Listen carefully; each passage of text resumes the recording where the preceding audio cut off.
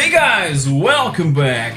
The 23rd of April celebrates the birthday of the machine that got me into this wonderful world of video games. So, to celebrate Specky's birthday, let me tell you how it was like to be a gamer back in those good old days here in Portugal. Let's take a look.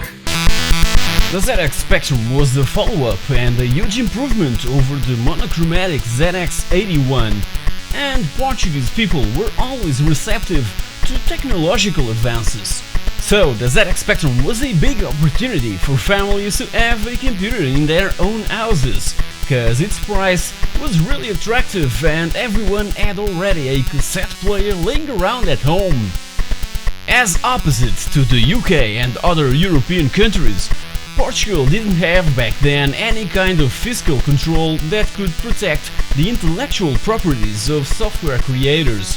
So it was a huge deal for local electronics and computer dealers to grab the latest hits coming from the United Kingdom and Spain and make tons of copies to be sold really cheap, beginning with a simple and generic cover with the name of the shop front and center and the game's title on the spine of the case.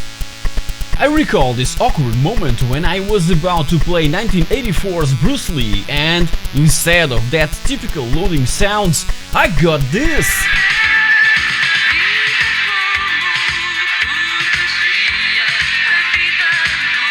The fuss was so huge behind the counter that this kind of mistakes could easily happen. Later, cassette duplication would become more and more professional, with full color covers and even Portuguese instructions or just a basic resume describing the game.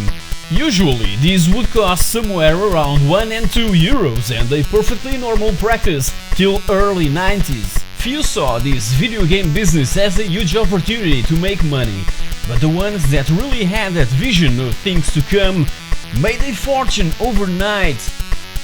I recall this one place that had this wall filled with double-deck duplicators, and while we waited for the copy to finish, we could test the latest hits that would be running on a couple of ZX Spectrums. This practice would later evolve to the Amiga, and those shops needed to keep up with the evolution. I began to suspect that something wasn't right when I started to buy British and Spanish magazines, and ended up realizing that most games were available in cardboard boxes, and I recall thinking that I was being cheated in some way. So my attitude towards that situation was to go to one of my local vendors, select a game, take it home, make a copy, and in the next day return it saying that it didn't work, and then bring the one that I really wanted. Was I stopping piracy by doing that? Not at all, but in my head I was teaching a lesson to those guys for selling cheap alternatives to those gorgeous looking boxes available in other countries.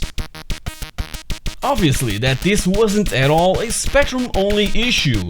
This was a common practice also for other home computers from the 80s, the ones that had the biggest fan base in Portugal, like the Commodore 64 and later the Amiga.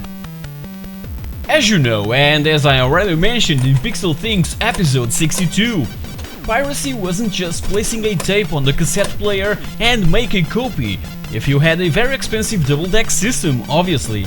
There were also amateur radio hobbyists that were also into video games and generous enough to share games with their neighbors through the air, just like a normal radio station that we could tune in and record. Piracy was also a huge problem in Spain, so Spanish publisher Herbe Software came up with a well-received anti-piracy campaign that would allow gamers to get brand new and original titles for a fraction of the price, eradicating almost completely piracy in the Iberian Peninsula. PixelThing's episode 49 tells this exact story, so feel free to check that one out. Back then at school it was really easy to find colleagues that also had a Spectrum and from whom we could borrow some games to make our own 60 or even 90-minute compilation of games. Others would also bring newspaper pieces with the latest tips and tricks to help us in those more difficult levels. The famous pokes would also offer special features in-game, like for instance unlimited energy or infinite lives. I remember drawing some maps to help my friends find their way through those maze-like levels and pointing out the exact spot of those scattered special items so that they would not waste precious time searching for those. This was how we shared the information in an offline era like the 80s, so I could say that the Spectrum brought people together and a true community spirit was built. So, to conclude, the ZX Spectrum was responsible for this passion of mine for video games and for many friendships that endure till this present day. And before wrapping up this episode, here's my top 5 titles that I've played on the 48K ZX Spectrum.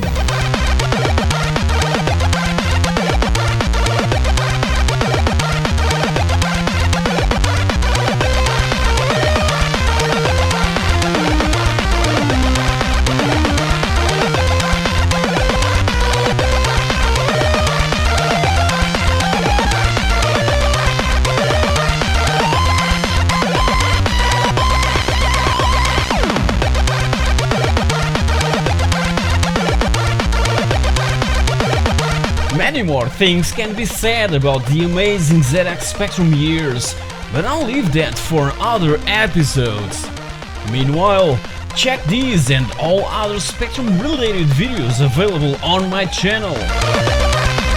So, like, comment, share and subscribe to get all my upcoming content. Thank you very much for watching and I'll see you all next week.